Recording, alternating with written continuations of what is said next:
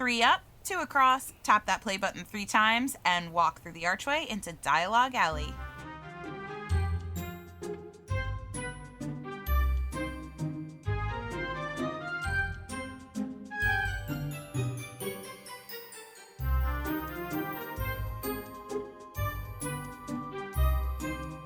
Hello and welcome to Dialogue Alley, the official Potter Collector podcast about Harry Potter books, book translations, and all other things magical. I'm Melanie. I'm Carly. I'm Erik. And joining us today is our friend Harrison. Hi, Harrison. Hey, how are you guys? Oh, we're great. Harrison's been on our show a few times, talking about his expertise with book collecting, because for those of you who are new to this podcast, the four of us are Harry Potter book translation collectors. So we collect Harry Potter books from all over the world, all different covers, all different artwork, all different languages. There are so many of them. So we talk about those books on this podcast. So today it is season 4, episode 25 of our podcast, and we're going to be talking today a bit about some collector speed bumps, I want to call them. I feel like that's I was gonna say barriers, but yeah, that's a better word. Speed bumps you can get over. Bumps. Because speed bumps just imply slow down, proceed with caution. Hopefully you figure it out and you don't crash when you get to the other side, right? It's more like enter collectors, but take heed of those await the sin of greed. You know? Yeah, exactly that. Today I feel like the last 2 episodes we have had so much news. So today we don't really have much news for you guys, and we are gonna just pop into our main segment.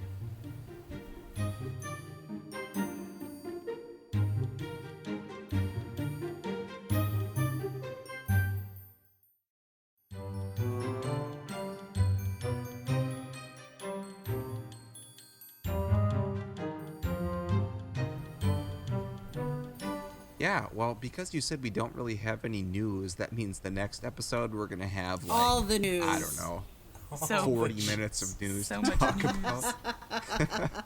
That's usually how it goes. Or we always record on either a Wednesday or Thursday, which means Friday morning they'll reveal some sort of huge announcement about something that we'll have to wait 2 weeks to talk about. But anyway, like Melanie just said, our main segment for this episode is about collecting, and specifically in the year 2024, kind of speed bumps to collecting. So what are some things that make collecting in 2024 a little bit more difficult than when we all started? Now, I will start this off by saying there are a lot of things in 2024 that make things easier to collect Harry Potter books, whether that be translations, whether that be signed books, whether that be, really rare first books. The more the internet expands and the more globalization takes effect, the easier it is sometimes to locate these books. However, there are new things that are popping up that make things a little bit more difficult. So I think we should start maybe on the easier side. What now makes it so much easier for collecting books, whatever your collection may be, than it was when we all started? And even since we all started, that was dial-up internet days, borderline high-speed internet days. So let's skip ahead 5 years after that to I don't know, the early 2010s, when we all had high-speed internet. And what's easier to collect now versus with 2010s era? Tool-wise, I was gonna Instagram has made everything easier. I've gotten so many books through connections I made on Instagram. I would also say, just as a kind of a shameless plug, the Dialogue Alley Discord, which you can become a Patreon on, and that has made my collecting life a gajillion times easier because I don't use Instagram. So being able to be on this Discord and chat with fellow collectors in a common shared space has made collecting so much easier. Yeah, I wish that we had the Discord way back in the day because I feel like I only used it was Instagram and eBay, and like my yeah, and with a hint of Reddit, like a little dollop of Reddit on top. I feel like those are my biggest avenues, and also not for nothing, the community is so much bigger now in general, and we talk all the time about how back when we like started collecting, there were only, I would say, probably like less than 10 people that we knew that did this because of the size of because of the Instagram community and whatever. I mean, I'm not even on Instagram too much anymore, but that being said, I feel like I have more access now to new translations and what's up to date because of the Discord, and because it exists and everyone is so helpful and up to date with everything. I feel like all I have to do is be like, oh, hey, you guys are bulk ordering? Okay, cool. Just count me in and send me like a PayPal request, and great. You guys already know my address. So perfect. So like that has made it so much easier to collect nowadays. I think for me, just the fact that there are so many more ways to communicate with people from anywhere in the world, whether that be Instagram, Facebook, TikTok, just the fact that you can, like use WhatsApp for anybody and it's free, right? Like there's just so many ways that you can communicate with people from other countries so that you can, you find someone to help you get a book for you or just help you ship something to you. And that, like, I wouldn't have taken that step like in the 2010s right away, like, hey, I can just send an instant message to some random people in another country. Like that wasn't really as common as I think it is now, just with all the message boards and forums and everything that the internet is, especially Reddit, right? Like Reddit is so much of a, like, anyone all over the world can find a common ground with something on a Reddit. But yeah, just being able to like freely communicate with people from all over the world in 2024 is just, I think, leaps and bounds ahead of what it was like in the early 2010s. So that is extremely helpful at how easy that is just to communicate with anyone, especially like the translate tools. Google Translate's amazing. Instagram automatically translates posts. Facebook does it too. There's just, it's the barriers of communication, I guess I should say, are lower, I guess, in 2024, which is really, really cool. While on the subject of translation tools, I need to plug another one. It's called DeepL, DeepL. It provides nearly perfect translations. It doesn't have as many of the languages as I would need sometimes, but for the ones that it does have, it provides nearly perfect translations.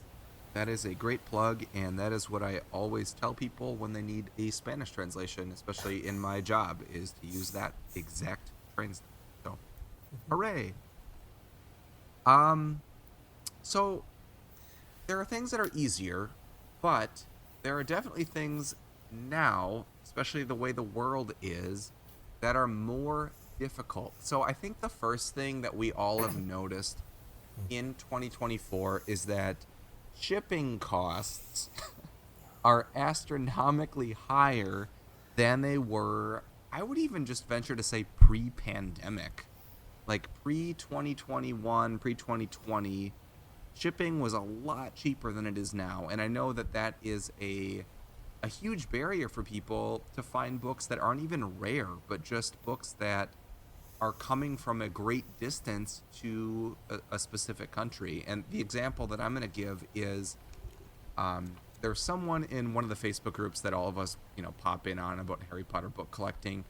And this individual, I believe, was in Malaysia, and just looking for either US or UK or Australian English set of books, 1 through 7.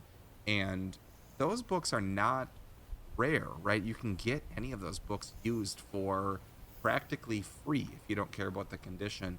However, the shipping from any of the countries that would have those books to Malaysia is ridiculously high, like over $200. So that kind of defeats the purpose of getting really cheap books to read when the shipping cost offsets that much. But as collectors, we do know that value of books does change depending on where you're located in the world, and that shipping cost is factored in when we are collecting books.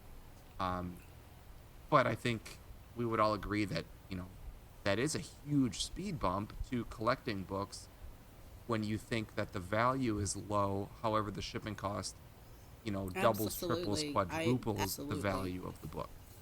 I think back to my first box of books from Indonesia, and this was a little bit ago, but it's a very similar deal. And it was almost 2 complete sets of books 1 through 7, and they're soft and hardcover. And then the shipping on that was supposed to be expedited because it was the safest out, because mail from some of these countries is also risky. They can get lost, whatever. So the person it said this is the safest way. It was supposed to be expedited, and I think I paid $250, I think, and it took 8 months. And that would $250 was just for the that was just for the book. There was no tracking once they left Indonesia. I thought they were lost. The person who sent them felt really, really bad. Nothing they can do. They did their due diligence. They weren't my seller. Not, she was just helping buy them for me from these little thrift shop things. The books themselves weren't super expensive, but between the 8 months having that money tied up and potential loss, that's a lot of risk.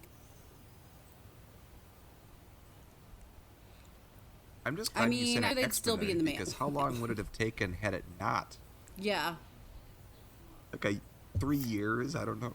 I'm thinking about my box set of audiobooks from the Faroe Islands. Oh my goodness. It was nearly, I want to say 100 CDs or 200 CDs, or 150 CDs, something insane in very, very library binding. It was at least 10 pounds, maybe? That was like $90-some in shipping alone, plus another $700 for the books. It was not cheap. It was not a cheap set. That's crazy, because I remember buying my Faroe Islands book, Sorcerer's Stone book or Philosopher's Stone book, and that was one of the ones that I remember sitting on my computer. I have this vivid memory. It was in my older house, not the one I'm in now, in my basement, and I was like, hey, I found this book. It's only going to be $40 after conversion, but the shipping is more than the book. The shipping was about $45 or $50 at the time.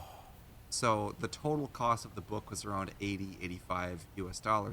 And that was the first time that I had paid more for shipping than the actual cost of the book. And I remember thinking whoa, this is kind of crazy that I'm paying this much just to get this book. And honestly now, paying $40 for shipping or $45 for shipping for a $40 book is not too crazy when you think of what some of the shipping prices are. The Thai box set I got from Thailand, and the publisher honestly was amazing. They were so responsive, but the shipping was almost twice as much as the box set of books from Thailand, and that was just crazy to me. And it was still cheaper than, what people were selling it for on eBay or, on AbeBooks. So I felt like I was getting a, quote, deal. But, that's just the price you pay. I'm not actually physically in Thailand to buy this set for the price that it actually is selling for. And I were actually talking earlier about the cost of, rise in shipping. You're kind of stuck and with at what point, if we do a large enough order and we have somebody who's close, I don't know, some EU country, at what point is it cheaper to buy someone who lives close, like a group buy for a plane ticket, so they can buy these books and then get them back if they're coming on vacation here? You know what I'm saying? Yeah, you have to kind of figure out like how it becomes cost effective, like how many books you need to get to make it cost effective. I was ordering this was back in 2018. I was ordering 8 Icelandic books plus a bunch of other stuff. The shipping was about $45, but they screwed up the shipping, and I started to think, maybe I should just fly over to Iceland. I really started to think like that. Like, maybe I should fly over to Iceland or or because the tickets worked out, see if I could get one of the bookstore gals to fly over here. Yeah, honestly, especially when you get to these, we're talking group orders of books that are not expensive, but, when you're getting a book that is expensive, so, let's say you bought I would just fly over. First print, first edition hardcover book, Philosopher Stone, from an auction in the UK. I'm flying over. I'm flying over, right? That's what I would say. You cannot pry that book out of my hands. I would show up to wherever the place was, I'd get it, and that thing would be in my lap the entire flight home. And honestly, when so Mike in our Discord from the UK will oftentimes have books sent to me, and then I will send them all over in one package to him in the UK to save money, but it's still hundreds of dollars sometimes when it's a full box of books because they're heavy.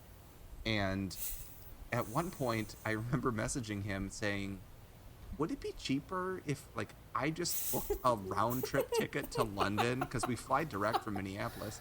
And, you bought me a plane ticket, and I met you outside the airport, handed you the books, and just got back in line at the airport and flew home.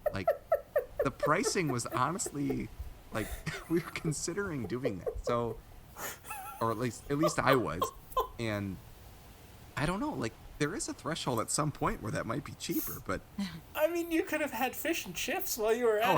I would have stayed for at least one day, but yeah, who knows? But yeah, especially when you're doing a large quantity of items too, it might end up getting to that threshold. I think too of when Charles, who joined our Discord now from Montreal, was buying a bunch of US books, and it was so much cheaper on eBay or Amazon US to have them sent to me than it would be to have them sent to Montreal from the US. And I just put them all in a box, and when I drove across the border at one of my border trips, I mailed them from Canada and saved $200 because international shipping is ridiculous. So there's ways around it, but you have to really plan for it. And sometimes you just deal with it. It's just the downside. I don't know any of us, and we've got a really neat network all over the world. I don't know we're going to be going to the Faroe Islands anytime soon. Things like that. No, but there is someone in our Discord who used to live in the Faroe which is Islands, so cool, amazing. by the way. When I found that out, I was really cool. what? That's considering how small those are in population. That's 50,000 people. Yeah, and I will say to wrap this segment up is that I am unaware of any other country other than the United States that has media mail shipping, and we've talked about this a lot, that in the US you can mail books to each other for really, really cheap, and it's a very old law that was established. And I mean, for an example, I could send just a hardcover US Harry Potter book, really any of them, for under $5 to anywhere in the United States. That includes Hawaii, Alaska, even the territories like Guam or Puerto Rico, for very, very, very cheap. And other countries don't have that. So when we place group orders... France does. Say that again? But France does. France has that too? Countries, That's awesome. I don't know of any international type book or media mail. No, but within not France, that's awesome. But within France, That they is have super cool. So it's when we talk about making group orders within our Discord, if it's a group of Americans buying books from, let's say, Spain, and we could have all of them sent to me, and then I send them to all the people, within the United States, that's, way cheaper than having every single person in the US pay for $60 Right. shipping from Spain. So, there's ways around that, at least for Americans. And I guess now that Harrison mentioned it, there are enough French people that are interested too. But that's really, really an awesome service that we have available to us in the US. So that saved us a bunch of times. The U.S. has one other thing that makes it very unique in the shipping world. I don't know if we're coming to it yet, but the customs is customs its own section, I guess.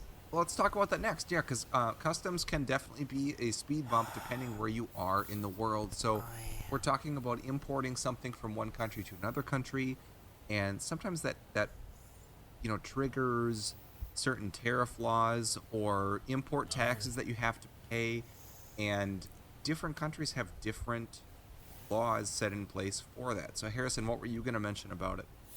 So the U.S. has a law that's called like the minimalist law or something. Basically, it's saying that it's too small to bother with. So if the declared value is under, goodness, 800 or 400, one of those numbers, someone else can do the research. If it's under some number like that, we don't pay import taxes here in the U.S. But that's not the case other places. So if you're not careful, you can, if you don't live in the U.S. or if for some reason you're buying more than $800 here in the U.S. of books, and that is, let's be fair, for anyone, a lot of books. What? Or one that very can special happen. book. Yeah, true that. Now, Eric, when you bought your PS, did you have to pay customs taxes on the way in? I'm not sure because David helped me purchase that book and he arranged all see. of the shipping. So I'd have to ask him. Okay, see, that's our Discord at work again.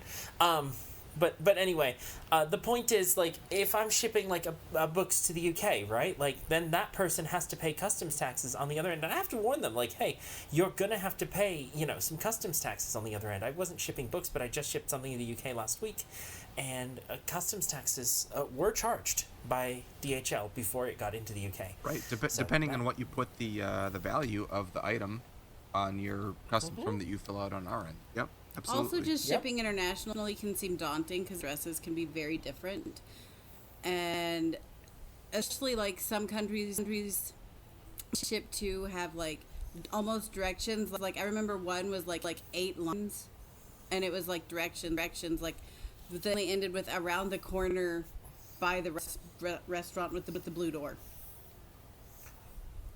and that on the customs form. There were not enough lines.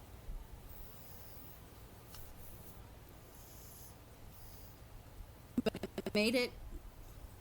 Yeah. Sometimes I never wonder what to put They on the form when I fill it out. Especially when like the fields that they provide on the American customs forms don't really apply to the they country don't, I'm and that sending happens. So as they've provided it to me, I usually get a look from the post office person. I say that's their address, and they say okay. And I've never had something go weird with stuff like that. So, and I've been doing this a long time.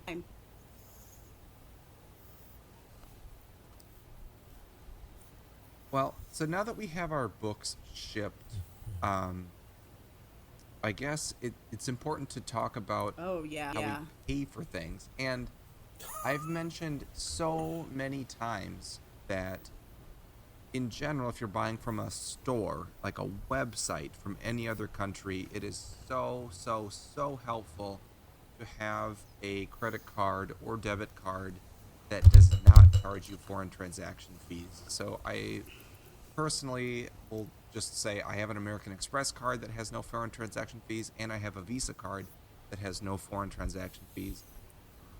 Either one of them, typically, I can use one or the other when I buy books from a website somewhere, but it's different when you're buying it from an individual. So like a used copy, or if you're finding a book on Facebook Marketplace, or on a site like Reddit. Like if you're finding a person that just has one that you're trying to pay money to. Depending on the country they're in, may not even be an might not accept option. things like PayPal or credit cards. Right, it might. So you have to use things like bank transfers, which are a little bit different. Melanie, do you want to mention anything about bank transfers? I just know that because it's not something that we typically like kind of dabble with on like a day-to-day basis, like I feel like in 2024 another thing that has made life so much easier is like Venmo and PayPal and everything just being right on your phone. It's so easy to just PayPal someone right on your phone or Venmo them right on your phone. But like bank transfers, I feel like can be a bit more complicated. And I do know that probably about, I don't know, I don't even know how many years ago at this point, but like I remember buying like my Indonesian book and the person was like demanding, like they agreed, I think, to PayPal at first, and then, and that was what we had agreed upon. Everything was fine. And then they shipped me the book, and I was like, hey, still waiting on your PayPal though. Like, I want to pay you the money for the book. And they said, oh, well, I can't get PayPal, so you need to do a bank transfer. Then they didn't like provide me with enough information for it. Like they just gave me like a really hard time. And that's so hard too when you have someone that's like in another country. You might be dealing with like language barriers and things like that. Like things just tend to get so complicated. And I've run into like that one and one other like major issue because I'm just not comfortable with it. Like I'm not comfortable doing bank transfers. I'd rather do PayPal, where if something goes wrong, I can just fix it up right then and there. Like it's very easy to handle. It's like my comfort zone. So I don't like going outside of that. And doing things like bank transfers. I feel like if I was presented in a situation like that again, where it was a book I was desperate for and the person was insisting on a bank transfer, I would have one of you guys help me figure it out. Because Now, oh, sorry. No, go ahead. There is a new service as of, I want to say last year, but it is operational in 2024. It is called Xoom, Xoom. It is wonderful. They take about a $5 fee, but honestly, that's going to be better than you're going to get out of your normal U.S. banks. Right, 'cause even like using your actual bank to do a transfer. Yeah, when my I did actual it bank for my charges Mongolia, $25. Yeah, it was like, I don't know, $20, $30. It was ridiculous. Yeah, my bank wants 25, but anyway, it's called Xoom, Xoom. They'll take it out of your PayPal balance or whatever, PayPal payment methods you have set up. They'll guide you. You say this country, this bank, and then it'll ask you for the exact information that this needs, that needs, and it'll shepherd it right through. That's the important thing. Also, So, though, honestly, I've done quite a few bank transfers to eBay Germany. Everybody that I've bought from pretty much on eBay Germany wants transfer. So at one point before Xoom was a thing, I used TransferWise, which was similar, and they didn't take a super high fee. And now they've gone way up. So Xoom is much more approachable. But what's good about buying through bank transfer via eBay is that you still have their eBay fees are as the crazy. protectorate should you need recourse. So Right. Right, because you have to remember, with bank transfers, you have no recourse. Like, I don't care what kind of bank transfer you do, a Xoom one or just a regular one, or, you're done. Yeah. Once that money's gone, she gone. Yeah, it's like handing someone $20 bill. They're like, here you go. and then there's They walk away, it's gone. go on. I was just I gonna. think then there's the whole back things alley about- book. I think if you're Oh, a go ahead. collector for any length No, of you go time, ahead. we've all done back alley book deals essentially with like Western Union, and just a prayer essentially, because PayPal isn't an option in some of these countries. So I got all of my Macedonia books with the exception of.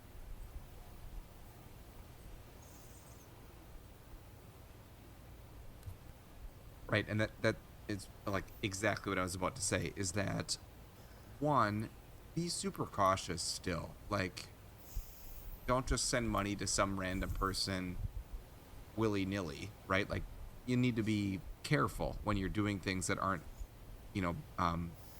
protected, like PayPal or using a credit card. However, I will say, like Carly just mentioned, there are countries where it's not the norm to use something like Venmo or PayPal. Like, there are countries that it's not the norm for people to have credit cards. Like that's, I mean, even Europe, most people don't have credit cards. They use debit cards. So it's not necessarily uncommon for someone to ask for you to use a money transfer. Yeah. However, Yeah, the you way should that I still did do it in most a of my safe way, if Western that makes Union sense. or unless it's bank transfer with eBay protection, if it's just a bank transfer, let's say, I typically will deposit on the book and then pay for the shipping of the book, and then once the book arrives intact, I pay off in full. I haven't had anybody not want to do that. Right. Well, and I think more or less, especially with this very niche community that we have with Harry Potter books in different languages, I like to assume that most people are pretty genuine. And that's not to say that there aren't people looking out, for some sort of scam opportunity. However, like our community of people, it's not likely that you'll have someone that has a Harry Potter book in Faroese that is looking Right. to scam Americans out of money. It's not that well known of a hobby. So you do have that going for you, but still stay vigilant and do the best you can to protect yourself. Constant vigilance. Constant vigilance. I think that's really it for barriers in 2024. Can anyone think of anything else? Otherwise, I think we could move on. The only last thing I would say is I have had some really weird miscommunications. Like, you have to make sure that you are very lined up. I know, and this kind of circles back to the beginning where we talked about, like, confusion with communication, with these translation tools, right? DeepL, Google Translate, whatever, right? They can be really good. But they can also like mistranslate things and you don't know. Like, my best example of that is Bosnian. We were both making good faith efforts. I was buying directly from the publisher, but things were getting lost in translation. Because of the fact we were using Google Translate, things were just getting a bit lost in translation. And I was like, oh, well, am I getting this many books, that many books? Like, which books am I getting? Okay, yes, I want the new ones. What's going on with them? Like, what revisions and text blocks have been made? The more jargon you use. So, number one, avoid jargon when using these translation things. And sometimes you do need a human translator. This time, I was really, really lucky. I have a good friend of mine. She is Swedish. Her mother is... Oh, goodness. Her mother is Croatian. So her mother speaks Croatian and Swedish, and I speak Swedish and English. So I was able to reach out, and the daughter actually was able to help me enough. And so the daughter spoke Swedish, and then I spoke, or the daughter would say what they were saying from Bosnian to Swedish, and then I spoke Swedish, and then she translated it back to Bosnian again. So just be careful with these online translation tools. I think that's a good point, especially, in my job, I have to translate things all the time using Google, and it's just, when I tell other people that are using these tools, you have to be direct, and oftentimes that's not how we communicate as Americans, especially where I live up in the north, in Minnesota. We're very, very nice, and we've used a lot of like, oh, we're just so excited to tell you about this wonderful opportunity that we have for your child next week. It's like, no, don't say all of that. You just say, next week there is a party. We are having candy.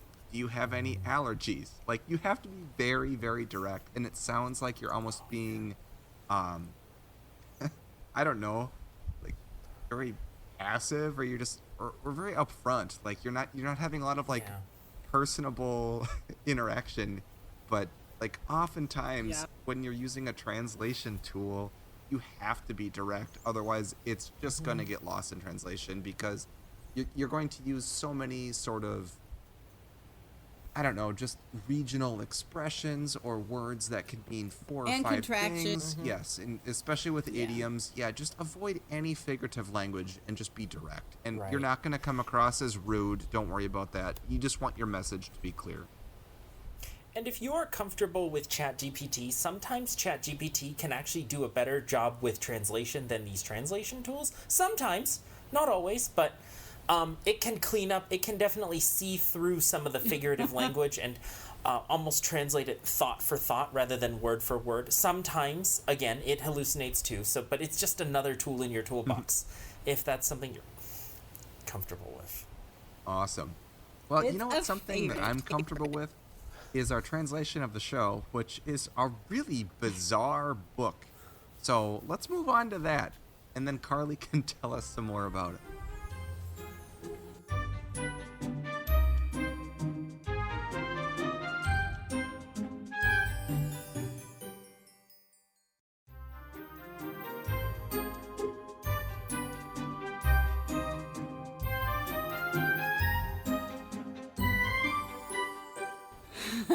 So this book is an absolute favorite. I mean, I remember when I first saw it, I was like, "Oh my goodness, I had to have it because the cover is so wonky in the best way. It is the 21 great reads for the 21st century, and on the Bloomsbury 21 series, I guess.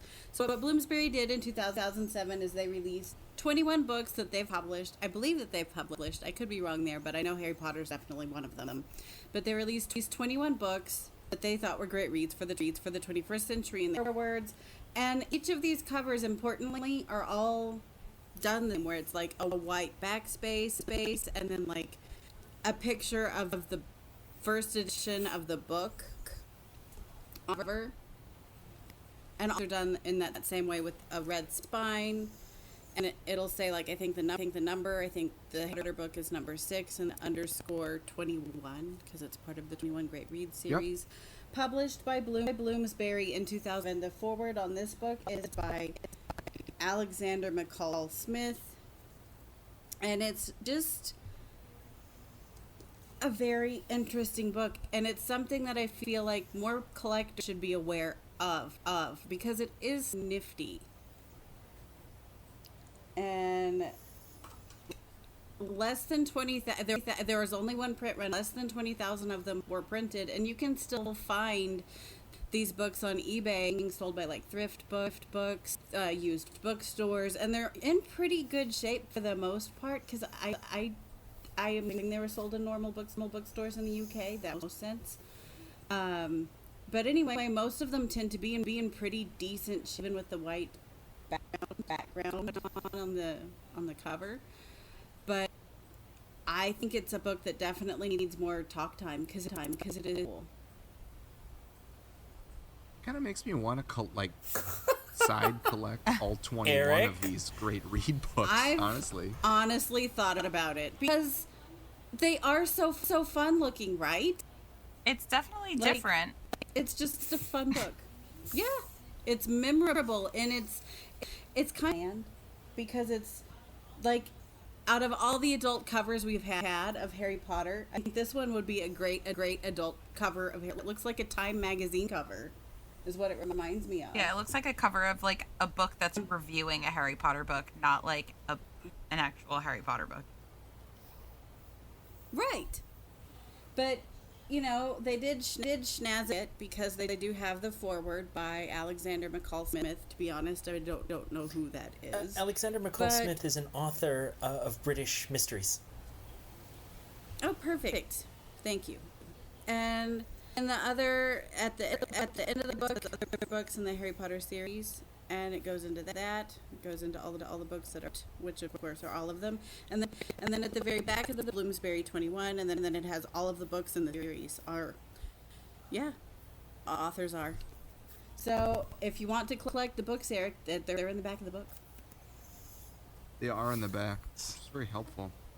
There are a couple, there's books on there that we've all read, like The Kite Runner, or Holes by Louis Satcher, or The English Patience on there.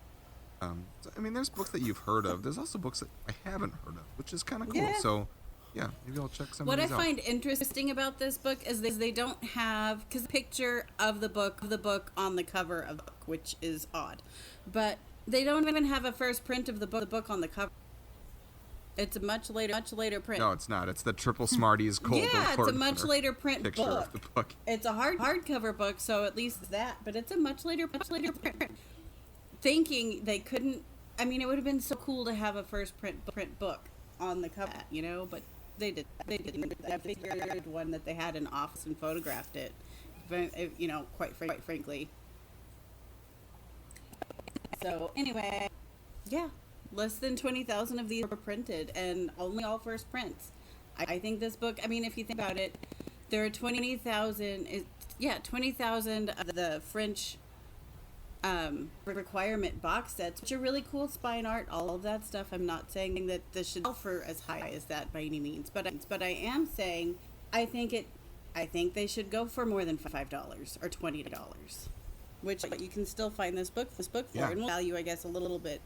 I guess right now is just as fine. Oh, right now, it's not expensive. You can get it for, after shipping, probably under $25. I kind of want one. Yeah. Which is crazy. You should. Everyone should.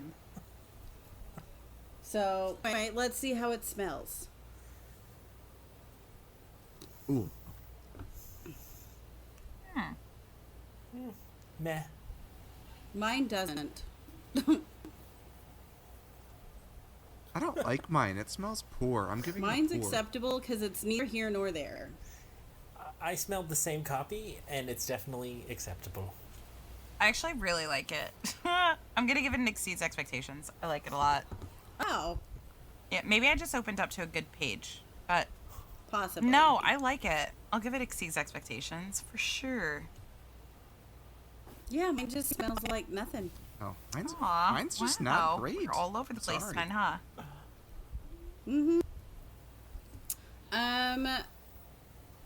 What do we think about size versions?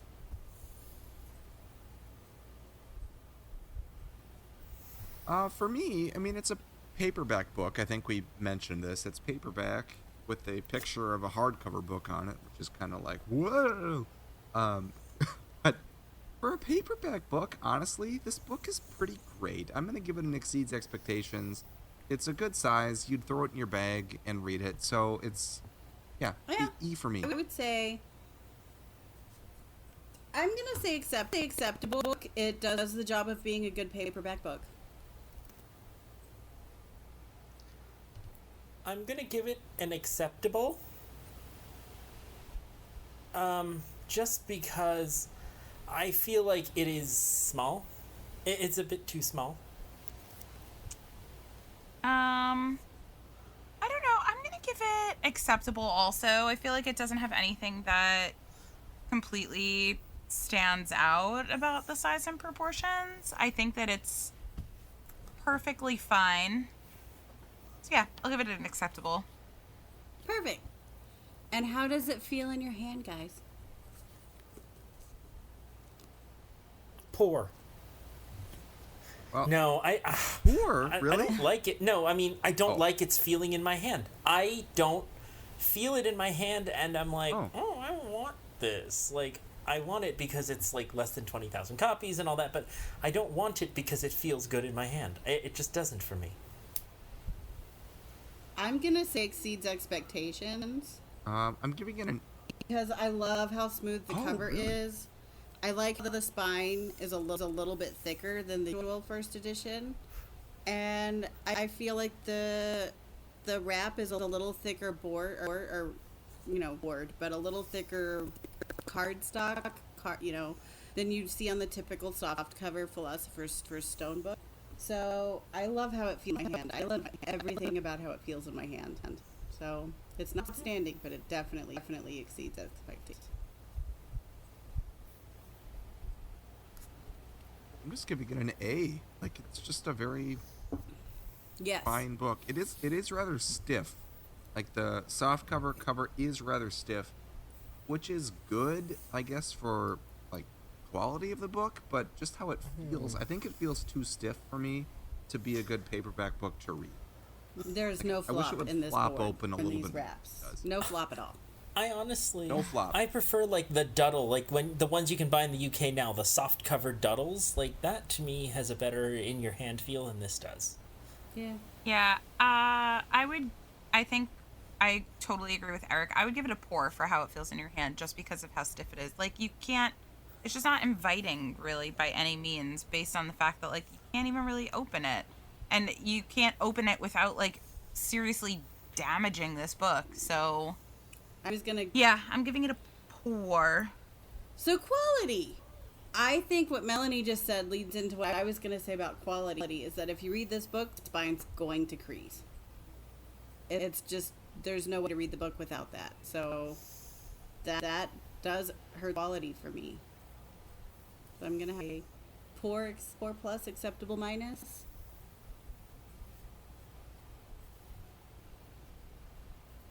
I'm going acceptable. I think it's fine. The spine will crack, but honestly, it's a paperback book, and I never expect paperback books to have a spine that does not crack. I've been spoiled, so when I'm saying acceptable, I mean, to an extent, like, this is one of those books where I think if you got any more books in the series with this edition that were just longer with more pages, I would feel worse about it. But the fact that this is the first book, it might crack a little bit, but you could get through it and it wouldn't be terrible. So I'm giving it an acceptable. I think that works. Yeah, it's acceptable. It just is. Like, this book exists. It holds the content well, but is it, wow, that's great quality? No. But is it like, that's crappy? Also, no. So it's acceptable. I'd be interested to see, honestly, what the other, like, books published in this 21 Great Reads series, because they're not all the same There's length a as picture this. somewhere on the internet, because I found it like with all of them lined up with the spine showing, and it looked so cool. Yeah. Well, Holes is a lot shorter, I think, than this. I think for quality, I'm just going to say, like, for a paperback book, I don't have many expectations for it to exceed. So I would give it acceptable as well. Like, if you don't have the expectations, like, you can't really exceed them. So, like Fred and George said, we thought we'd get exceeds expectations just for turning up to the exam. Yeah, sounds about right. Honestly, that the wrap is a little bit dirtier than what we see in the Philosopher's Stone, like the usual Philosopher's Stone books. Because you look at those or drop them, and they're going to crease. This one, you have to work it harder, but I don't think that's enough to make it elevate as far as ratings go for me. Cover art, interpretation of cover art. I mean, I love the cover. It's exceeds because it's just fun. It's very meta.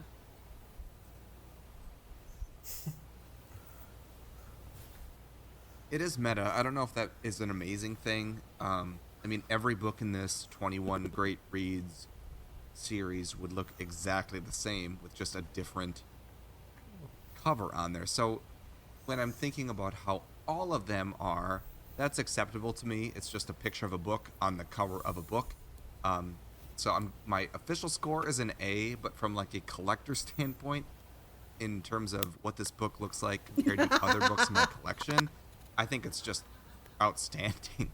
But that's not my official score. But it is really bizarre just to have this book in isolation amidst all the other ones, because it is a weird. It's something that's not really talked about as of how weird the book is. They didn't do the other books in the series with this cover. It's just one, and it was just a thing that happened, but I don't know how much press was really around it, because while they did other books, I like there wasn't a lot of anything about it. It kind of reminds me of the BEA Book Expo Order of the Phoenix software they gave out. That was 5,000 copies, and I feel like this book is kind of one of those where it's full, but it's just kind of not known about. And it wasn't really talked about at the time, and it doesn't really fit in with the rest of the Harry Potter stuff, if that makes sense. Like, it was just done and they moved on.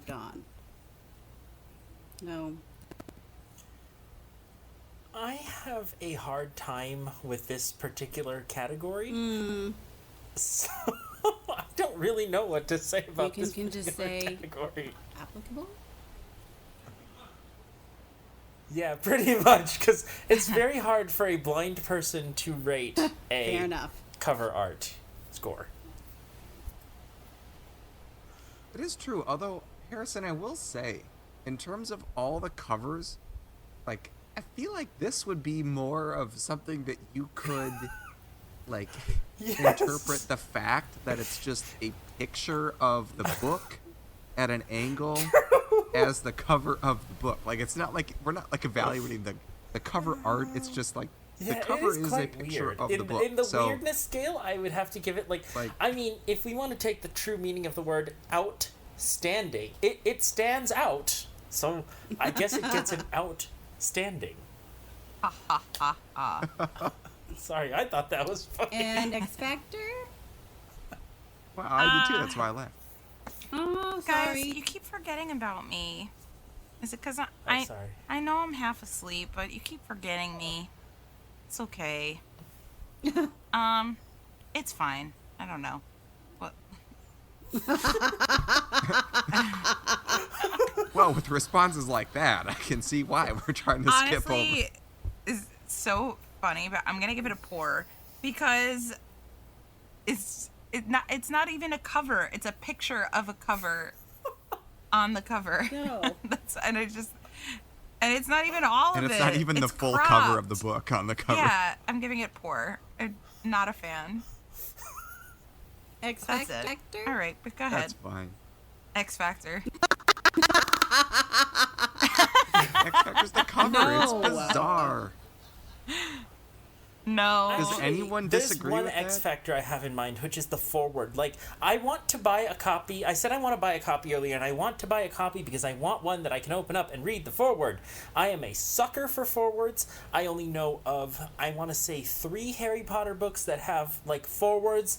This would be the only one in English. That's true, I am a sucker actually. That's for a very forwards. good point. So, The forward Yeah. usually done. Yeah. I want to read. It's That's short. true. I It's want very to hard read get that it Bonus forward, content, yeah. And the only... Yeah, I know. Well, Carly could just read it to you after we're I done know, recording. the only It'll books take that her have 2 forwards that I minutes. know of are this, Armenian Philosopher Stone, Zangak, and Greek Chamber of Secrets, which Xander I think gave I have me a one, I translation know. of that forward floating around somewhere. It's in the pre. And I think I have. I don't think it made it into But yeah. the other one, the later pre. Yeah. Anyway. Sadness. But yeah, no. Definitely forwards, y'all. They're cool.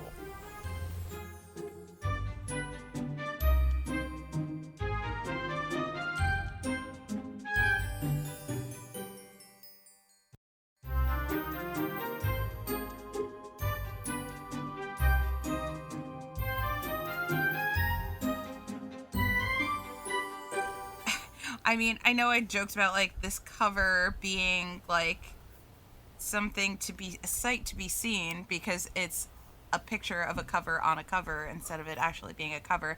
But if you want to see this cover or any other covers of any of the other books that we've talked about in any of our other episodes, you could do so by a plethora of ways. You can visit us all on Instagram. Carly's on there at All the Pretty Books. Eric's on there at Nocturne Eric. I'm on there at the Harry Potter Collection. You can always follow Peter or check out him at the Potter Collector. And specifically for this book, you can find it at Dialogue Alley Podcast on Instagram. You can also go to Carly's website. You can go to the Dialogue Alley website. You could go to the Potter Collector website. There are just so many places that you can go. And I just do want to share, like, I know we talked about our Discord, like, quite a bit in this episode, but if you are looking for easy ways to, collect these books, I feel like it is the best, like, silver platter, here you go way to start collecting, to have this easy access to these books. And to just start collecting. And you could join our Discord by supporting us on Patreon, which is patreon.com/dialoguealley. We also have access to other things on there from our Patreon. Harrison, do you have anywhere like people could get Honestly, access to your stuff? I don't have a ton of stuff hanging around in the Potterverse. I tend to be more private Harry Potter person. There are a couple videos of my collection on Carly's YouTube. But really, if you want to find me specifically, honestly, your best bet is probably to join the Dialogue Alley Discord. I'm pretty active in there. I go by Tech Lover in the Dialogue Alley Discord, and I'm pretty active on there. So, like, honestly, if you're looking for me specifically, that's probably your best way of finding me. Awesome. All right, so you can get a hold of any of us on that Discord. Is like the quick and easy way to do it, especially if you have any questions or if you want to get into collecting as well. But for today, it is time to walk back through the archway into your daily lives, and we'll catch you next time. Bye. Bye. Bye. See ya.